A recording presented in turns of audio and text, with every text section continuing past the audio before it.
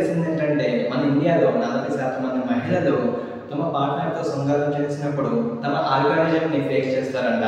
అంటే తమ పార్ట్నర్తో శృంగారం చేసే సమయంలో తమ సాటిస్ఫాక్షన్ అయినట్టుగా యాక్ట్ చేస్తారంట, కానీ కాదు. ఎంతో దారుణం కదా ఫ్రెండ్స్. విన్నందుకు ఇది చాలా ఆశ్చర్యంగా ఉండొచ్చు, కానీ ఇది నిజం. అందుకే మన దేశంలో ఎస్పెషల్లీ చాలా ఏరియాస్లలో, చాలా కల్చర్స్లలో అమ్మాయిల యోని భాగంలో ఉండే ఈ కిటోరియస్ అనే భాగాన్ని కట్ చేసేస్తారు. ఎందుకంటే వాళ్ళలో శృంగారం చేసినప్పటికీ ఆ శృంగారంలో వాళ్ళకి ఎంత ఎంజాయ్ కానీ అటువంటి కోరికలు కానీ రాకుండా ఉన్నందుకు ఈ భాగాన్ని కట్ చేసేస్తారు. అలాగే ఆ కిటోరియస్ అనే భాగమే వాళ్ళలో శృంగార కోరికల్ని మరింతగా పెంచి వాళ్ళకి ప్రెజర్ కలిగేలా చేస్తుందంట. ఈ కిటోరియస్ అనే భాగాన్ని కట్ చేసిన తర్వాత ఏమవుతుంది అంటే తమ పార్ట్నర్తో కలవకుండా ఉంటారు, అలాగే వేరే వాళ్ళతో కలవకుండా ఉంటారు. వాళ్ళు తమ పార్ట్నర్తో శృంగారం చేసినప్పటికీ వాళ్ళు అంతగా ఎంజాయ్ చేయలేరు. వాళ్ళ కుటుంబం పరుగు తీయకుండా ఉండాలని ఎస్పెషల్లీ ఎంత దారుణంగా పనిచేస్తారు. ఒక అమ్మాయిని ప్యూర్గా ఉంచినందుకు తమ తల్లిదండ్రులు ఎంత దారుణంగా పనిచేస్తారు. ఇంకో విషయం ఏంటంటే బలవంతంగా ఆ అమ్మాయిలని ప్రైవేట్ భాగంలో కిటోరియస్ అనే భాగాన్ని కట్ చేయించేస్తారు. ఇది చాలా దారుణమైన విషయం కదా. ఎస్పెషల్లీ దీన్నే ఫీమేల్ జెనిటల్ మ్యూటిలేషన్ FGM అంటారు. ఎస్పెషల్లీ దారుణమైన విషయం ఏంటంటే ఇది మన భారత ప్రభుత్వానికి కూడా తెలుసు. అయినా సరే ఈ FGM కేసుని ఆపనందుకు మన భారతదేశంలో ఎటువంటి చట్టం కూడా లేదంట. ఫ్రెండ్స్, నేను చెప్తే నమ్మరు, FGMకి మెయిన్ అండగా మన ఇండియా మారింది. ఇది నిజం. ఆస్ట్రేలియా, అమెరికా లాంటి దేశాల నుంచి తల్లిదండ్రులు బలవంతంగా తమ కూతుర్లకి FGM చేయించడానికి ఇండియాకి తీసుకొస్తున్నారు.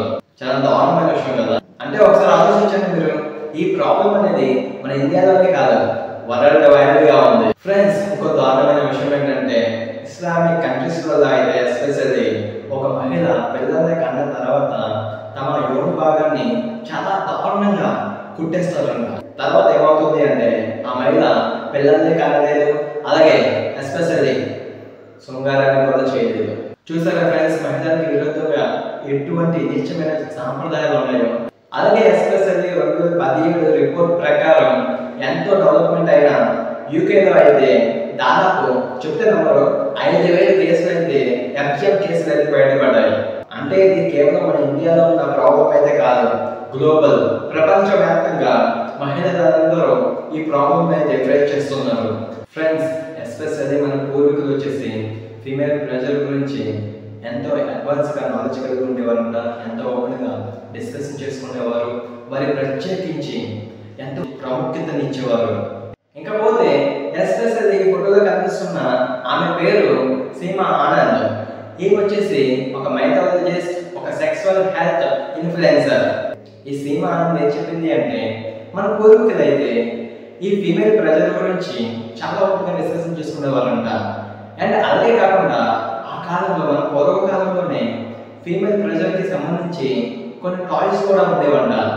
అలాగే ఎస్పెషల్లీ మహిళలు అయితే సొంతంగా ప్రజల్ని కల్పించుకోవడానికి, అలాగే ప్రజల్ని పొందనందుకు ఆ కాలంలో రకరకాలైన వస్తువులు అయితే ఉండేవంట. వాటిని మనం ఇప్పుడు సెక్స్ టాయ్స్గా చెప్పుకుంటున్నాం. అంతేకాదు మన పూర్వీకులు శృంగారానికి ఎంతో ఇంపార్టెన్స్ ఇచ్చేవారు. అప్పుడు ప్రజలకి శృంగారం పట్ల ఎంతో అడ్వాన్స్ నాలెడ్జ్ ఉండేదంట. నిజం మాట్లాడుకోవాలంటే ఎస్పెషల్లీ మన హిందూ ధర్మంలో శృంగారానికి సంబంధించిన దేవతలు కూడా ఉన్నారు. ఎస్పెషల్లీ ఇక్కడ ఉన్న ఫోటోలు చూడండి. ఇందులో కనిపిస్తున్న కామదేవుడు, అతని భార్య అయిన రతి, ఇద్దరు కామదేవుడు అయితే మన హిందూ ధర్మంలో అయితే ఉన్నారు. ఇక్కడ కనిపిస్తున్న రతి అనే దేవతనైతే ఫిమేల్ ప్రెజర్ కెరాస్ గాడ్ అని పిలుచుకుంటారు. అలాగే కామదేవుడిని అయితే గాడ్ ఆఫ్ ప్రెజర్ గాడ్ గా పిలుచుకుంటారు. ఎస్పెషల్లీ ఫీమేల్ ప్రెజర్ గురించి మన మహాభారతంలో కూడా ఒక మంచి స్టోరీ ఉంది. అది ఏంటంటే ఒకసారి ఇంద్రుడు భంగస్వన అనే రాజుని ఒక శాపం ఇస్తాడు. భంగస్వన, నువ్వు ఇంక నుంచి మహిళగానే ఉండు అని ఇంద్రుడు చెప్పేస్తాడు. దాని తర్వాత కొన్ని సంవత్సరాల తర్వాత భంగస్వన అనే మహిళ దగ్గరికి మళ్ళీ ఇంద్రుడు వెళ్తాడు. వెళ్ళి భంగస్వన, నీకు శాపం ఇచ్చాను కదా, ఆ శాప విముక్తిని నేను చేస్తాను, మళ్ళీ నీ శాపాన్ని నీకు దూరం చేసి నీ జీవితాన్ని నీకు తిరిగి ఇచ్చేస్తాను అని ఇంద్రుడు చెప్పడం జరుగుతుంది. దానికి భంగస్వన, ఇంద్రదేవ వద్దు, నన్ను మగవాడిగా మార్చవద్దు, నన్ను ఈ మహిళ శరీరంలోనే ఉండి నాకు ఈ మహిళా శరీరంలో నేను శృంగారంలో పాల్గొన్నప్పుడు నేను పూర్తిగా అనుభూతి చెందగలుగుతున్నాను, ఇది నాకు ఎంతో సాటిస్ఫాక్షన్గా ఉంది అని ఇంద్రదేవుడికి చెప్తాడు.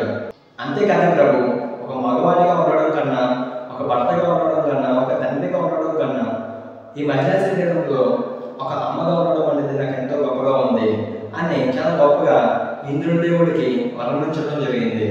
ఎస్పెషల్లీ అరోషియల్ పాయింట్స్ అంటే మన బాడీలో ఎక్కడ నచ్చిస్తే శృంగార కోరికలు మరింతగా పెరుగుతాయో ఆ పార్ట్స్ అనేవి ఎంత యాక్టివ్గా అవుతాయి అంటే శృంగార విషయానికి సంబంధించి అంత యాక్టివ్గా అవుతాయి.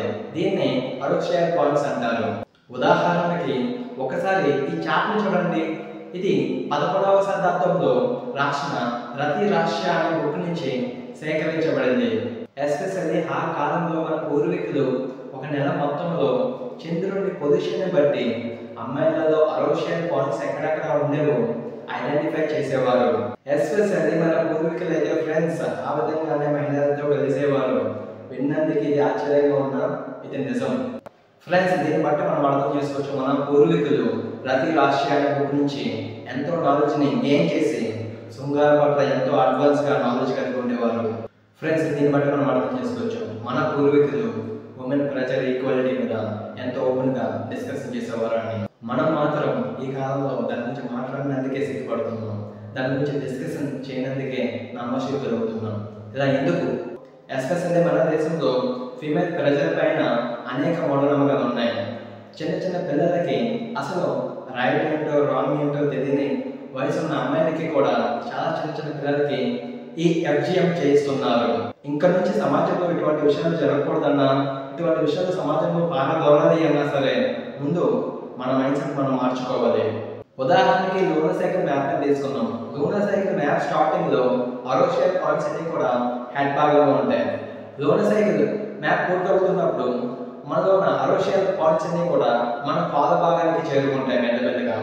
ఎస్పెషల్లీ హిందుస్థాన్ టైంలో వచ్చిన ఒక రిపోర్ట్ ప్రకారం మన ఇండియాలో 72% పెళ్ళైన మహిళలు తమ పార్ట్నర్తో శృంగార విషయంలో అన్సాటిస్ఫాక్షన్గా ఉన్నారంట. అసలు దీనికి రీజన్ ఏంటని ఫర్దర్గా స్టడీస్ చేస్తే వాళ్ళకి తెలిసిన కొన్ని రీజన్స్ ఏంటంటే మహిళలు డైరెక్ట్ వ్యాజినల్ ఇంటర్కోర్స్ ద్వారా కేవలం 50% మాత్రమే ప్రజల్ని పొందుతున్నారంట. మిగతాదంతా తమ పార్ట్నర్ తమతో ఉండే విధానం, అలాగే వాళ్ళు ట్రై చేసే డిఫరెంట్ మెథడ్స్ ద్వారా మాత్రమే పొందుతున్నారంట. ఈవెన్ మన ఇండియాలో చాలా ప్రాంతాలలో చాలా ఏరియాస్లలో పెళ్ళైన యువత కావచ్చు, పెళ్ళైన పురుషులు కావచ్చు తమ శృంగార జీవితంలో అంత ఓపెన్గా డిస్కషన్ చేసుకోరంట. అలాగే ఒక కొత్త కపుల్స్ పెళ్ళైన తర్వాత ఒకరితో ఇంకొకరు తమ శృంగార జీవితంలో ఓపెన్గా డిస్కషన్ చేసుకుంటారు. అప్పటి వారు ఫుల్ ప్రెజర్ని అనుభూతి చెందగలుగుతారంట. అలాగే సైకాలజిస్టులు ఎస్పెషల్లీ మహిళల గురించి ఏం చెప్పారు అంటే మహిళలు తమ శృంగార జీవితంలో పాల్గొన్నప్పుడు అన్సాటిస్ఫాక్షన్గా ఉన్నారు అంటే వాళ్ళకి కావాల్సింది ఏదో మిస్ అవుతుందని అర్థం. ఫ్రెండ్స్, మీరు నిజంగా మీ శృంగార జీవితాన్ని ఎంజాయ్ చేయాలి అనుకుంటే మీ పార్ట్నర్తో, అది ఆడైనా కావచ్చు మొబైల్ కావచ్చు, ఓపెన్గా డిస్కషన్ చేయండి. మీకు కావాల్సింది మీరు మీ పార్ట్నర్తో క్లారిటీగా అడగండి. అన్సాటిస్ఫాక్షన్ సెక్స్ లైఫ్ అనేది మీ మ్యారేజ్ లైఫ్ని బ్రేక్ చేయగలదు. గుర్తుంచుకోండి, అన్సాటిస్ఫాక్షన్ సెక్స్ లైఫ్ అనేది మీ జీవితాన్ని నాశనం చేస్తుంది. అలాగే మీరు ఎవరైనా కొత్తగా పెళ్ళైన వారు ఈ వీడియో చూస్తుంటే మీ పార్ట్నర్తో చాలా ఓపెన్గా ఉంటుంది. అప్పుడు మీ జీవితం చాలా ఎంజాయ్గా ఉంటుంది. మీరు ఫుల్గా ప్రెజెంట్ అనేది అనుభూతి చెందగలుగుతారు.